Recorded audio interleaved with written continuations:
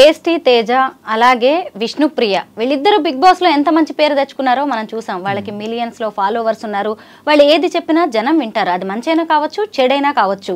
అంటే వీళ్ళు కూడా సామాజిక బాధ్యతతో ఖచ్చితంగా వ్యవహరించాల్సిందే. తెలియక చేశారు అని ఎంత ఫ్రెండ్స్ అయినా మీరు కూడా సింపుల్ గా కొట్టేయడానికి లేదు. అయితే వీళ్ళిద్దరిని పంజగుట్ట పోలీసులు విచారణకి పిలిస్తే మధ్యలో మీరెందుకు ఎంటర్ అయ్యారు? ఫ్రెండ్స్ కాబట్టా?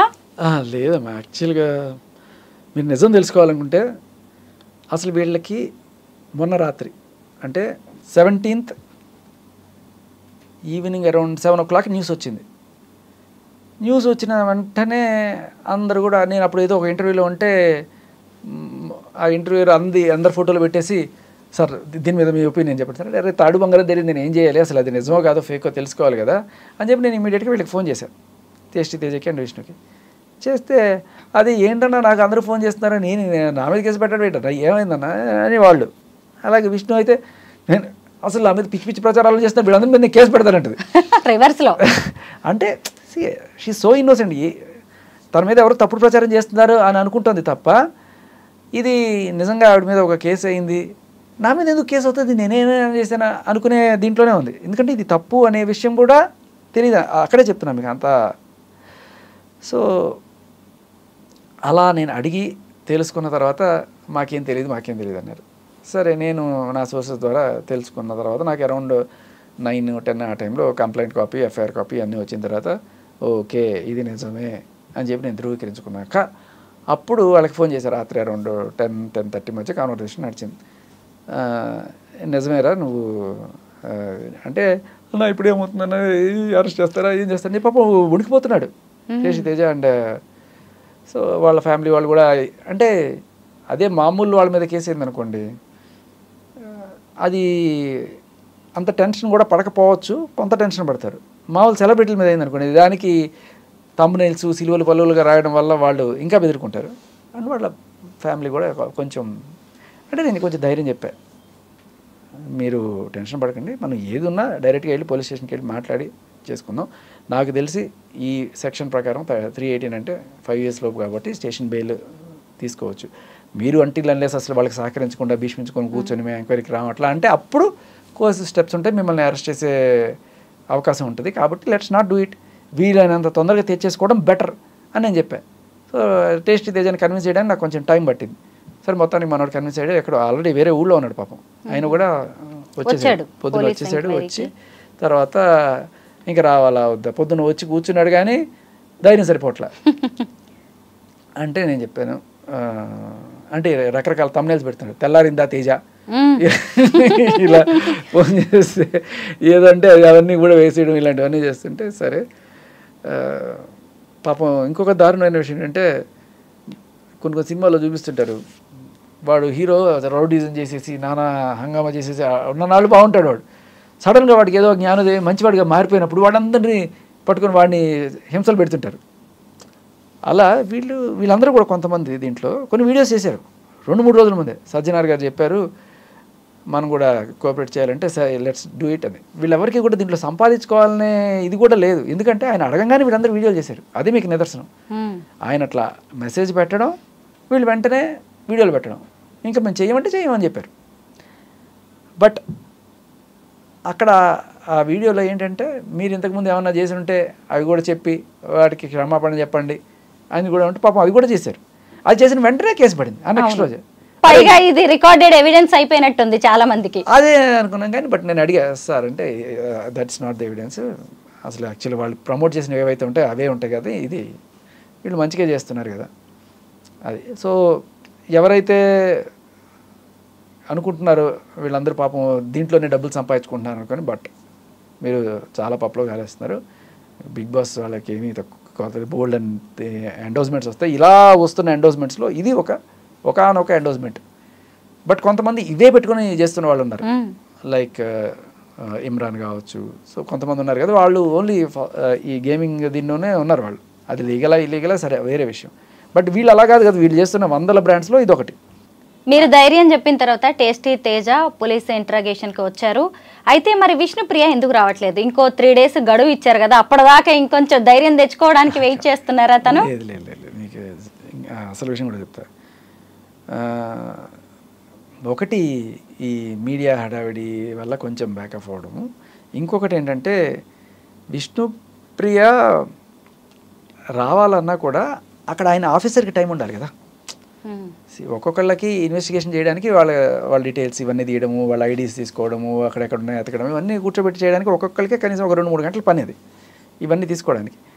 సో ఆయనప్పటికి పాపం అలసిపోతారు ఒకళ్ళు ఇన్వెస్టిగేషన్ ఆఫీసర్ కాబట్టి. మళ్ళీ వెంటనే ఇంకొకళ్ళు అంటే ఉండదు కదా. So they will take different times. So Vishnupriya maybe రేపు ఎల్లుండి లోపల చేస్తుంది. బట్ కొంతమంది ఈ యాంటిసిపేటరీ బెయిల్స్ ఇలాంటి వాటికి వెళ్ళాలనుకుంటున్నారు. సో నేను అది కూడా చెప్పాను చాలామందికి, వీళ్ళు ఇప్పుడు యాంటిసిపేటరీ బెయిల్ తీసుకుంటే స్టేషన్కి రాకపోతే వాళ్ళ డీటెయిల్స్ ఇవ్వకపోతే ఈ కేసు ఎక్కడ ముందుకు పోద్ది? ఈ బెట్టింగ్ బాబులు ఎప్పుడు పడతారు మీరు? వీళ్ళు జస్ట్ అడ్వర్టైజ్ చేసిన అడ్వర్టైజర్స్, దాన్ని ఏమంటారు, మోడల్స్ మాత్రమే. బట్ పైవాడు ఎక్కడో ఉన్నాడు, వాడిని చేయాలంటే వీళ్ళు డీటెయిల్స్ ఇవ్వాలి. వీళ్ళు వద్దు, పోలీస్ స్టేషన్కి రావద్దు, వీళ్ళు యాంటిసిపేటరీ బెయిల్ తీసుకోవాలి అలా అనుకున్నారు అనుకోండి. నిజానికి అసలు ఈ ప్రమోటర్స్ వీళ్ళందరూ తీగలు మాత్రమే. ఈ తీగ లాగితేనే అసలైన డొంక కదిలేది. పోలీసులు కూడా దాని గురించే వెయిట్ చేస్తూ ఉన్నారు. అదే అన్న, ఇప్పుడు నేను కనుక తీసుకురాకపోతే తేజ రావడానికి 1 వారం పట్టేది అనుకోండి. ఇప్పుడు నేను హెల్ప్ చేసినట్ట పోలీసులకి, లేకపోతే తేజకి హెల్ప్ చేసినట్ట? పోలీసులకు కూడా హెల్ప్ చేసినట్టే. తేజ నిజంగానే వచ్చాడు ధైర్యంగా. అయితే ఇప్పుడు ఈ బెట్టింగ్ యాప్స్ని ప్రమోట్ చేయడానికి సోషల్ మీడియా ఇన్ఫ్లుయెన్సర్స్కి కంపెనీస్ భారీ మొత్తంలో అమౌంట్ ఇస్తున్నట్టుగా తెలుస్తుంది. టేస్టీ తేజ, విష్ణుప్రియ ఇద్దరు మీ ఫ్రెండ్స్ కదా, ఎంత ఇచ్చారో ఏంటో ఏమైనా చెప్పారా? అంటే వాళ్ళకి పర్సనల్గా ఎంత ఇస్తారు అనేది వాళ్ళ ఫాలోయింగ్ని బట్టి, ఆ పోస్టులు బట్టి ఉంటుంది. But it's around some 20K to 1 lakh వరకు వేరీ అవుతూ ఉంటుంది అని చెప్తుంటారు. అది శేఖర్ భాషా గారు, మీరు చెప్పండి, అసలు సజ్జనార్ గారు రెస్పాండ్ అయ్యే వరకు కూడా ఎవ్వరు ఈ బెట్టింగ్ యాప్స్ గురించి మాట్లాడలేదు, ఎవరు పట్టించుకోలేదు. గతేడాది ఒక్క తెలంగాణలోనే 1000 మంది వరకు ఈ బెట్టింగ్ యాప్స్ వల్ల ఆత్మహత్యలు చేసుకున్నారు. అంటే ఇంత దారుణాలు జరుగుతున్నా ఎవరు పట్టించుకోలేదు. మరి సజ్జనార్ గారు రెస్పాండ్ అయిన తర్వాతే ఒక్కొక్కళ్ళు బయటకు వస్తున్నారు. మీలాంటి నాలాంటి ఒక కామన్ మ్యాన్ బయటికి వచ్చి ఒక కంప్లైంట్ చేయడంతో ఇంతమంది సెలబ్రిటీస్ బయటకు వచ్చారు. మీరు ఏమంటారు దీని మీద? అది చాలా మంచి పాయింట్. అంటే ఆయన తీసుకున్న ఇనిషియేటివ్ అండ్ అలాగే పోలీస్ డిపార్ట్మెంట్ కూడా చాలా త్వరితగతిన చర్యలు తీసుకోవడం, కేసులు పెట్టడం కూడా. మిగతాది వేరే విషయం, వీళ్ళ మీద చర్యలు లేకపోతే ఈ కేసులు నిలబడతాయా లేదా అనేది వేరే విషయం. బట్ ఒకసారి ఇలా కేసులు పడుతున్నాయని తెలిస్తే 10 మంది మీద పెడితే 1,00,000 మంది ఆగుతారు.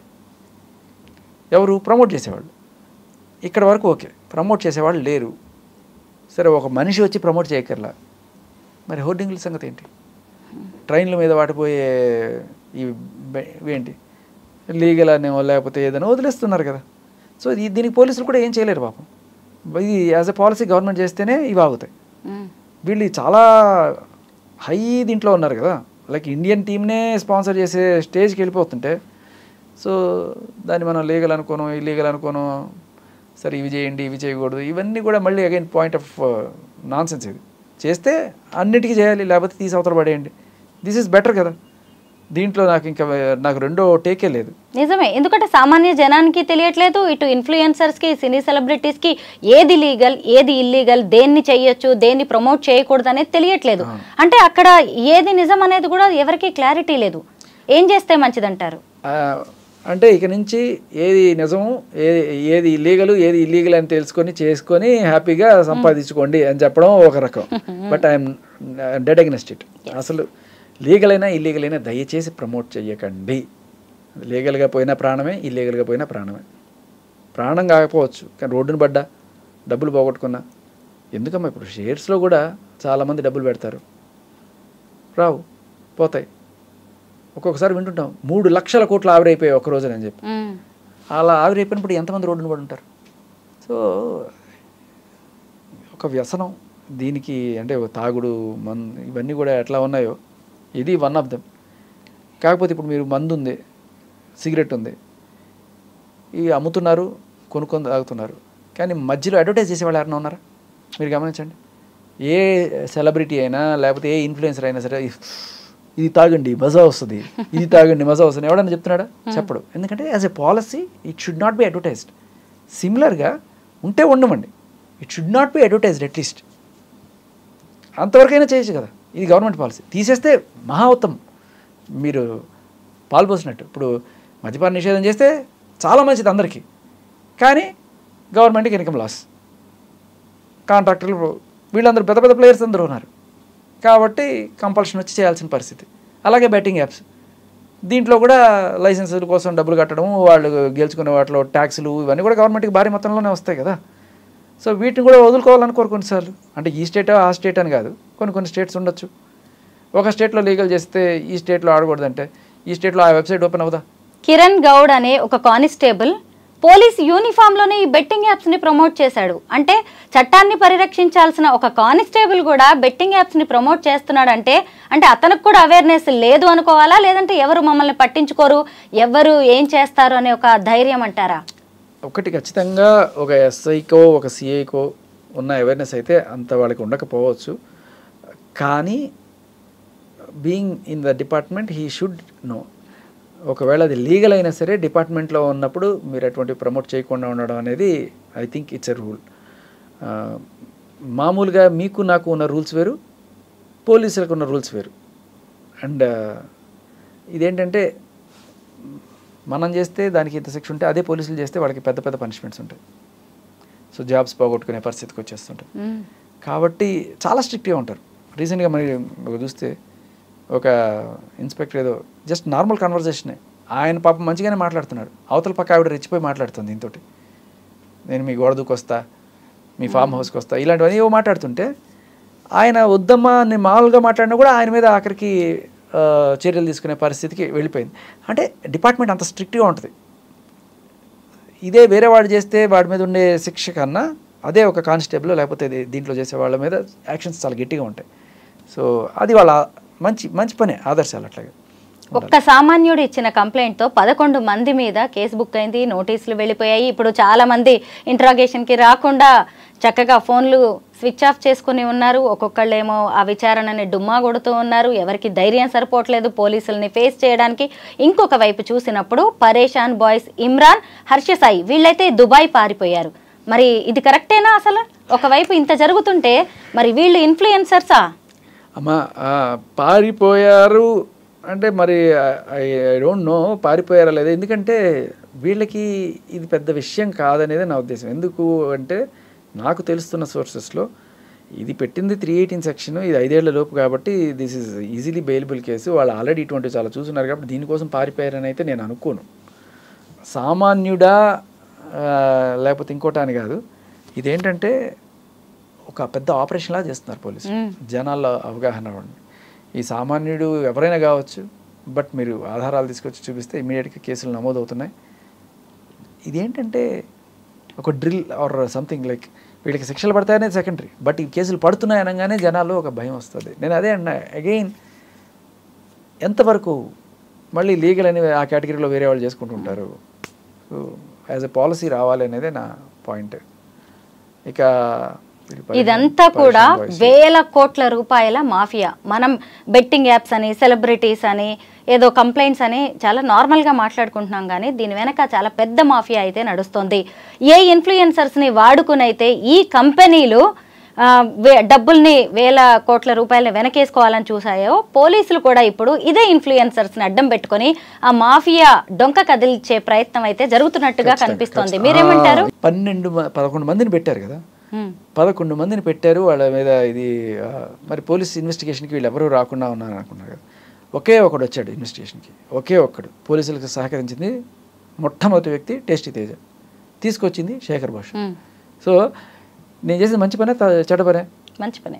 సరే నేను అదే చెప్తున్నా, నేను అందరికీ కూడా అదే చెప్తున్నా, వచ్చి అక్కడ మాట్లాడుకుంటే మీకు శిక్షలు తగ్గుతాయి, మీ కోఆపరేషన్ వల్ల పెద్దవాళ్ళని పట్టుకునే అవకాశం ఉంటుంది.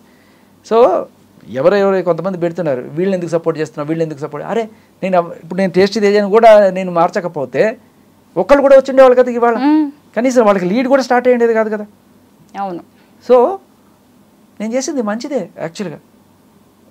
ఇంకా అందరినీ తీసుకొస్తాను, ఒకళ్ళే కాదు అందరినీ తీసుకొస్తాను, అందరినీ ఇప్పిస్తాను, నేను ఖచ్చితంగా అందరినీ తీసుకొస్తాను, మీరు చూస్తుండండి. అయితే ఇది ఇక్కడతో ఆగదు, మొదలెట్టారు మళ్ళీ నన్ను. నేను ఇప్పుడు అదే అడగబోతూ ఉన్నాను, ఎందుకంటే గతంలో మీరు డ్రగ్స్ మీద పోరాడారు, అబ్బాయిల్ని మోసం చేస్తున్న అమ్మాయిల విషయాన్ని కూడా మీరు భరతం పట్టారు, బయట పెట్టారు. ఇప్పుడు కొత్తగా బెట్టింగ్ యాప్స్ మీద శేఖర్ భాష ఏదైనా యుద్ధానికి సిద్ధమవుతున్నారా? మీరు నన్ను సిద్ధం చేస్తున్నట్టే ఉన్నారు మీరు. నేను ఏది పలానా చేయాలని దీనికోసం అని అనుకోలేదు. నేను ఫస్ట్ నుంచి అయితే ఇది మళ్ళీ డైల్యూట్ అయిపోతుందేమో ఎక్కడన్నా నాకు చిన్న భయం, టైం అంతా కూడా దీని ఒకవేళ అటు వెళ్ళిపోతుందేమో అని. బట్ ఫస్ట్ నుంచి మన ఫైట్ దీనికే, ఏది అబ్బాయిల మీద unnecessary section, gender biased laws ఉండకూడదు. అబ్బాయిలు కూడా ఎవరైనా సరే స్టేషన్కి వెళ్ళి నన్ను ఒక అమ్మాయి వేధిస్తుందనో లేకపోతే నా పేళ్ళ నన్ను కొడుతుందని అన్నా కూడా వాళ్ళని కన్సిడర్ చేయాలి, కేసులు తీసుకోవాలి అనేదే నా మెయిన్ మోటో. సో దానికోసమే ఫైటింగ్. అండ్ అలాగే చట్టాల్లో కూడా మనం చేసుకోవాల్సిన మార్పులు. బట్ ఇదంటారా, మేబీ నన్ను మీరు ఒక స్టేజ్లో కూర్చోబెట్టినప్పుడు నేను చేయగలిగిన అవకాశం ఉన్నప్పుడు పోలీసులతో కాస్త ఇన్వెస్టిగేషన్ చురుగ్గా జరగడానికి నేను వాళ్ళకి తీసుకెళ్ళి చేయడంలో ఎవరూ తప్పించుకోవాలనుకోరమ్మా. అంటే ఎస్పెషల్లీ నాకు తెలిసిన ఫ్రెండ్స్ ఎవరు కూడా తెలియక చేశారు కాబట్టి ఒకవేళ వాళ్ళ వల్ల ఏదైనా నష్టం జరిగితే ఆ నష్టం కూడా పోడ్చడానికి వాళ్ళు సిద్ధంగా ఉన్నారు. నేను చెప్తున్నాను కదా, అంత విష్ణుప్రియ అయితే such a gem of a lady. నిజంగా తన వాళ్ళు ఎవరైనా నష్టపోయారంటే ఇవాళ ఇల్లు వాళ్ళ ఇంట్లో కూర్చొని వాళ్ళకి ఇల్లు కట్టించేసి వెళ్ళే మనిషి, డౌట్ లేదు దాంట్లో. ఖచ్చితంగా తెలియజేసిందే. నిజంగా ఎవరైనా నష్టపోయారని తెలిస్తే మాత్రం ఆ అమ్మాయి అసలు అలా ఉండే టైప్ కూడా కాదు, ఇంత చిన్నది. ఎందుకంటే we have seen her on directly big బాస్లో. అది అబద్ధం కాదు, బయట కూడా అంతే అమ్మాయి, అంతే మంచి అమ్మాయి, దాంట్లో డౌట్ లేదు. అండ్ టేస్టీ తేజ కూడా అందరికన్నా ముందు నేనే అని చెప్పి తను వచ్చిన దానికి అతను మనం మెచ్చుకోవాలి. అతని మీద ఈ రకంగా రకరకాల ఇవేసి అట్లీస్ట్ ఒక రథం కదలడానికి మొదటి సారథి అతను అనుకోవాలి మనం. అయ్యుండొచ్చు, తప్పు పొరపాటు చేసి ఉండొచ్చు, కానీ ఇవాళ ఈ డొంక ఏదైతే కదల్చడానికి ఫస్ట్ తానే తీగలాగా పోలీసు వాళ్ళకి వచ్చాడు. కానీ మీరు అన్నది కరెక్టే. ఇంకా మిగతా ఇన్ఫ్లుయెన్సర్స్ అందరూ బయటకు వచ్చి పోలీసులకి సరిగ్గా ఇన్ఫర్మేషన్ ఇస్తే మాత్రం ఆ పెద్ద మాఫియాని కట్టడి చేయడానికి, ఎంతో మంది జీవితాలను కాపాడడానికి అవకాశం ఉంటుంది. నేను పట్టుకొచ్చేస్తాను, మీరు చూస్తుండండి. కానీ పట్టుకొచ్చిన ప్రతిసారి కూడా శేఖర్ భాష వీళ్ళని సపోర్ట్ చేస్తున్నాడు అనే కోణం కాకుండా పోలీసులకి వీళ్ళు సహకరించడానికి వచ్చారు అనే కోణంలో మీరు చూడండి, ఖచ్చితంగా మంచి జరుగుతుంది. ఖచ్చితంగా మీ ద్వారా ఇంకాస్త పోలీస్ ఇన్వెస్టిగేషన్ వేగవంతం అయితే మంచిదే. Thank you so much Shekhar Basha గారు.